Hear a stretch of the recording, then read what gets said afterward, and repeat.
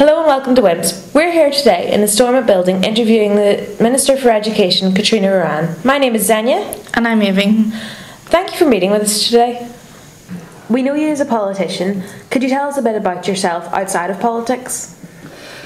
Well, I'm a mother of two girls. I'm a partner, my husband. I'm very into sport. I was a professional sports person for a long time, so I love all different sports and I still keep my sports up. I love hill walking. I'm climbing Sleep Gullion very soon, the Twin Peaks in Armagh. Like to keep fit. I love reading. Read a lot of books. I'm reading a brilliant one about Guernica at the moment, and I've just finished one, The Secret Scripture by Sebastian Barry. A fantastic book. Most of the time I love just being in my house. When I'm not at work, I like being at home. My husband's a great cook, so I help him cooking, but he's the creator of the dishes and I'm his helper. What made you choose Northern Irish politics over politics in the Republic? Well, I had worked in El Salvador and Nicaragua as a younger woman, and I saw there poverty, war, discrimination, inequalities. And I came back to Ireland and I was working with Truckra in Dublin, and I was in charge of Truckra's programmes in different countries in Latin America.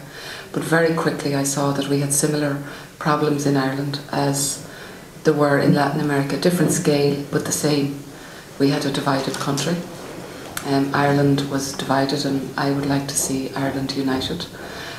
We had deep unemployment, and as you moved north, a lot of discrimination, human rights abuses, but thankfully, and war at the time. Thankfully now we have a peace process. We are now, the peace process in Ireland and England is an example to peace processes throughout the world.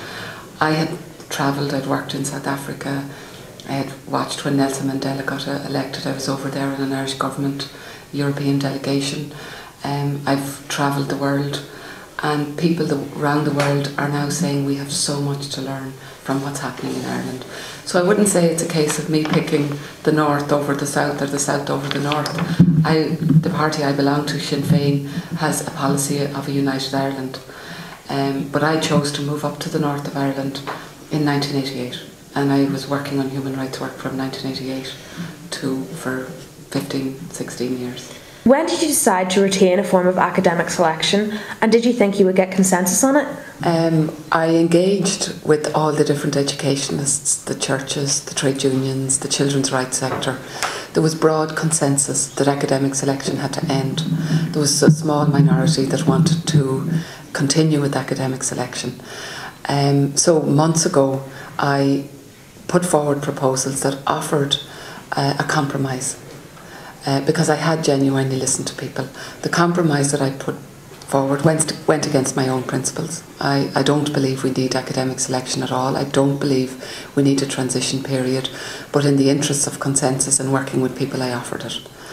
The DUP refused to even discuss it at one executive meeting, and at the second executive meeting a few weeks ago they refused that it even go on the agenda. So in light of that, I withdrew the compromise proposals for the 3-year phased ending of academic selection, and as you know I issued guidance, Transfer 2010, to schools throughout the north of Ireland. Have you asked any children in Northern Ireland what they think of this? I've asked hundreds of children and young people. I've visited schools, I've visited youth centres, I've been in every different sector, Irish medium, English medium, grammar, secondary, had debates in different schools. I had a debate in one of the grammar schools in Bangor. I've been at secondary schools throughout the north, and I've been in primary schools, and every primary school I go to, I ask the children, I ask, what is your view of whether there should be an 11 plus or not? Is it a fair exam? I've staked my view to them, and we have a discussion and a debate, and we've had some very, very good discussions. Is getting rid of the 11 plus about political ideology or the children's needs? It's certainly not about political ideology. Getting rid of the 11 plus is about putting the child at the centre of all our education policies. Anyone who puts the child at the centre will not come up with a system that tests 10 and 11-year-olds and then that their futures are determined on the basis of 2 one-hour tests. That is deeply unfair. It's deeply discriminatory. And I gave statistics to the Assembly. The statistics show that our working class children are disproportionately affected. We don't have academic selection in most other parts of the world. We don't have it in the rest of Ireland. We don't have it in England, Scotland or Wales. We don't have it in most of the Nordic countries.